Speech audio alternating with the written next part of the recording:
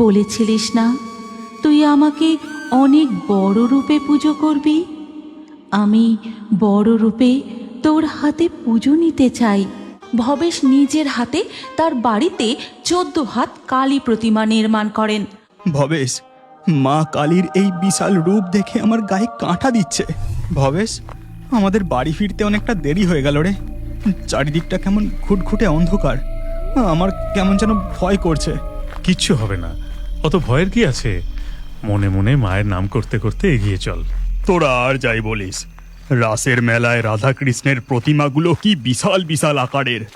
ভাঙা রাসের মেলা দেখে মন একেবারে জুড়িয়ে গেল। সামনের বছর আবার দেখতে আসবো, কেমন? সে না হয় আবার সামনের বছর আসবো, কিন্তু নৈহাটিতে আমাদের কালী পুজোয় এমন বড় কালী ঠাকুর বানালে কেমন হয়? বাহ, এটা তো বেশ ভালো প্রস্তাব। আর তুই হেভি বলেছিস। কালী পুজোয় এমন বড় প্রতিমা বানালে মন্দ হয় না।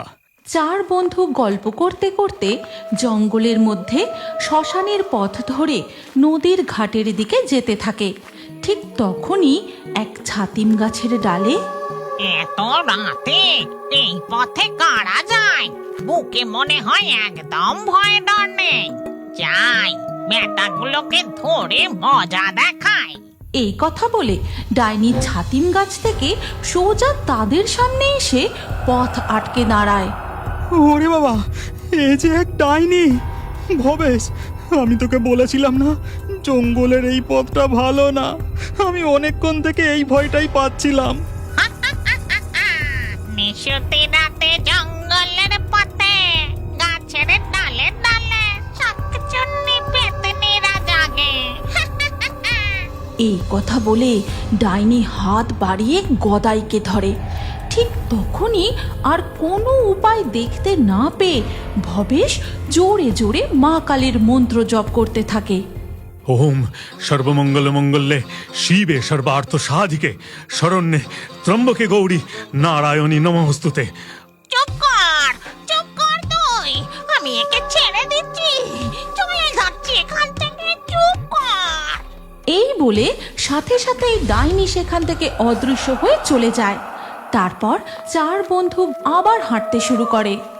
এই, আমাদের পিছনে নূপুরের শব্দ। আবার আমাদের কে পিছু নিল? খবরদার, কেউ পিছনে তাকাবি না, তোরা শুধু চুপচাপ হাঁটতে থাক। তারা কেউ পিছন ফিরে তাকায় না। দেখা যায় তাদের পিছু পিছু কে যেন নূপুর পায়ে হেঁটে চলেছে। এরপর তারা যখন হাঁটতে হাঁটতে নদীর ঘাটের কাছাকাছি পৌঁছায়, আরে, ওই নূপুরের শব্দটা তো আর পাওয়া যাচ্ছে না। 4 বন্ধু পিছনে তাকিয়ে দেখে যে সেখানে কেউ নেই, শুধু একটি জবা ফুল পড়ে আছে। তাদের দেখে মাঝি জিজ্ঞাসা করে, কি বাবুরা, এই নিশুতি রাতে তোমরা কোত্থেকে আসছো? কোথায় যাবে গো? ভাঙা রাসের মেলা দেখে ফিরছি গো, নৈহাটি যাব। ওইদিকে জঙ্গলের পথটা তো ভালো নয় গো বাবু, পথে কোনো অসুবিধে হয়নি তো? যাকগে, আর তোমরা দেরি করো না, নৌকোয় চেপে বসো নৌকোয়। এরপর মাঝি নৌকা ছেড়ে দেয়।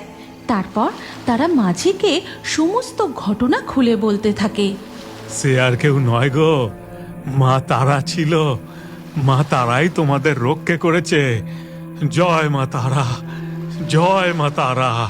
এরপর কেটে যায় প্রায় 1 বছর। এমনই একদিন সকালবেলা এক চায়ের দোকানে 4 বন্ধু বসে কালী পুজোর পরিকল্পনা করতে থাকে। ভবেশ, কালী পুজো আর বেশি দিন নেই রে। আমাদের এবার কাজ শুরু করতে হবে। শুরু তো করব, কিন্তু এবারে কাছে যে বেশি টাকা পয়সা নেই রে। কি করে কি হবে কি জানি। ভবেশ, ওসব তুই চিন্তা করিস না, সব হয়ে যাবে। আমরা ঠিক সব ব্যবস্থা করে ফেলবো।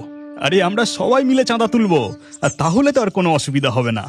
না গদাই, এ আমার বাড়ির পুজো, পাড়া প্রতিবেশীর থেকে কেন চাঁদা তুলবো?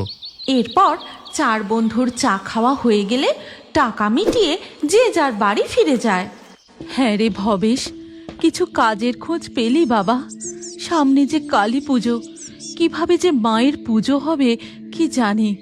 অনেক কলকারখানায় কাজের খোঁজ করলাম গো মা, কিন্তু সবাই ওই একই কথা বলে, এখন কোনো কাজ নেই। হে মা তারা, আমার ছেলেটার কিছু একটা কাজের ব্যবস্থা করে দাও।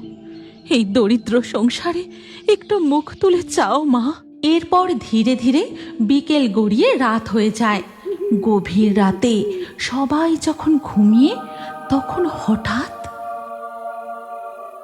ভবেশ, ভবেশ, তুই সেই কথা ভুলে গেলি নাকি?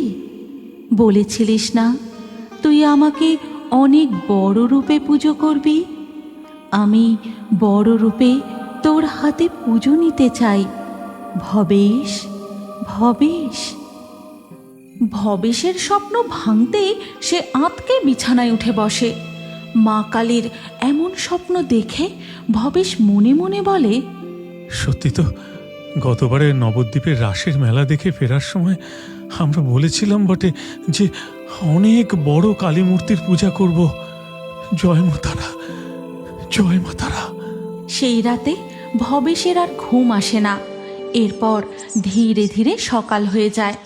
সকালবেলা ভবেশ যখন চাকরির খোঁজে বাড়ি থেকে বেরোতে যাবে, তখন দাঁড়া বাবা, দুমুঠো কিছু খেয়ে যা।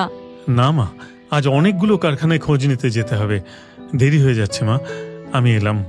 হে মা তারা করুণাময়ী, তুমি ছেলেটার একটা চাকরির ব্যবস্থা করে দাও মা। এরপর ভবেশ বাড়ি থেকে বেরিয়ে একের পর এক কলকারখানায় চাকরির জন্য খোঁজ নিতে থাকে, কিন্তু সব জায়গাতেই তাকে হতাশ হয়ে ফিরতে হয়। ক্লান্ত হয়ে সে যখন একটি চায়ের দোকানে বসে চা পান করছিল, ঠিক তখনই একটি মেয়ে তার কাছে আসে। বাবু, ও বাবু, আমাকে একটি বিস্কুট কিনে দেবে গো? দেখো না, আমি এই কাগজের টুকরোটা দোকানদারকে দিলে সে আমাকে বকা দিয়ে তাড়িয়ে দেয়, একটাও বিস্কুট দেয় না। আরে পাগলি, এটা যে একটা খবরের কাগজের টুকরো, এটা কোনো টাকা নয়। আচ্ছা বেশ, তোর এই কাগজের টুকরোটা আমাকে দে, আমি তোকে বিস্কুট খাওয়াচ্ছি। ঠিক আছে গো, এই নাও, এই নাও। ভবেশ মেয়েটির কাছ থেকে খবরের কাগজের টুকরোটা নেয়। তারপর সে দোকানদারকে বলে, দাদা, দুটো ওই ভালো বিস্কুটটা দাও তো। এরপর ভবেশ বিস্কুট নিয়ে মেয়েটাকে দেয়। বিস্কুট পেয়ে তো সে খুব খুশি। মনের আনন্দে সে চায়ের দোকান থেকে চলে যায়। ভবেশ বসে মেয়েটির দেওয়া খবরের কাগজের টুকরোটি দেখতেই সে লক্ষ্য করে, আরে, এখানে যে চাকরির বিজ্ঞাপনের খবর দেওয়া, আমি এত খোঁজ করলাম কিন্তু এই পাটকলেই তো যাওয়া হয়নি, এটা তো একদম কাছেই। ভবেশ আর এক মুহূর্ত দেরি না করে সেই পাটকলে ছুটে যায়। সেখানে তার লেখাপড়ার সমস্ত কাগজ দেখাতেই, আমরা তো তোমার মতোই একজন শিক্ষিত লোক খুঁজছিলাম, তুমি কালকে থেকেই আমাদের অফিসে জয়েন করো। হ্যাঁ, অবশ্যই, আমি কালকেই জয়েন করব। ভবেশ নতুন চাকরি পাওয়ার খুশিতে সোজা বাড়ি ফিরে যায়। তারপর তার মাকে আজকের আশ্চর্য ঘটনার কথা খুলে বলে। হ্যাঁ রে, ওই মেয়ের পায়ে লাল আলতা আর কপালে লাল টিপ ছিল কি?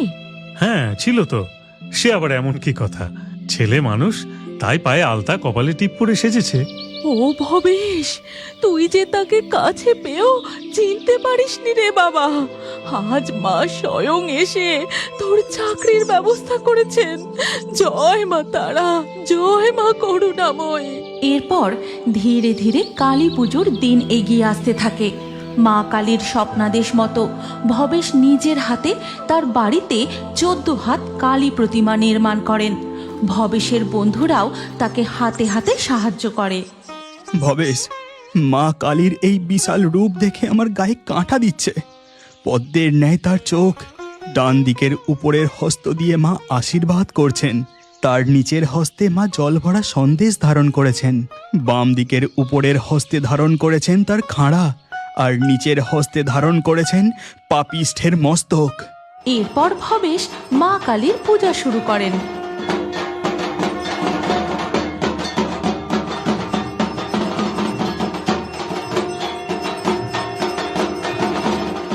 মা, মা গো, তুমি সত্যি আছো। এই অভাগার যেভাবে তুমি কর্মের ব্যবস্থা করে দিয়েছ, সেইভাবে তুমি সকলের কল্যাণ করো গো মা। তোমার শরণার্থীদের কখনো ফিরিয়ে দিও না মা। জয় বড় মায়ের জয়, জয় বড় মায়ের জয়, জয় বড় মায়ের জয়। এরপর থেকে ধীরে ধীরে নৈহাটির বড়মার মহিমা দিকে দিকে ছড়িয়ে পড়ে। দূর দূরান্ত থেকে ভিন্ন ধর্মের ভক্তরা বড় মার কাছে ছুটে আসে। তাই ভবেশ চক্রবর্তীর পরিবারের বড় মায়ের পূজাকে সর্বসাধারণের জন্য উন্মুক্ত করা হয়, যেন তিনি সকল ভক্তের মা। তাই তো বড় মা কখনো কাউকে খালি হাতে ফিরিয়ে দেন না। বড় মা খুবই জাগ্রত। শোনা যায় এমনই কালী পুজোর আগের দিন গভীর রাতে ছমছম নুপুরের শব্দ করে লাল পাড় সাদা শাড়ি পরা কে যেন গঙ্গার ঘাটের দিকে চলে যায়।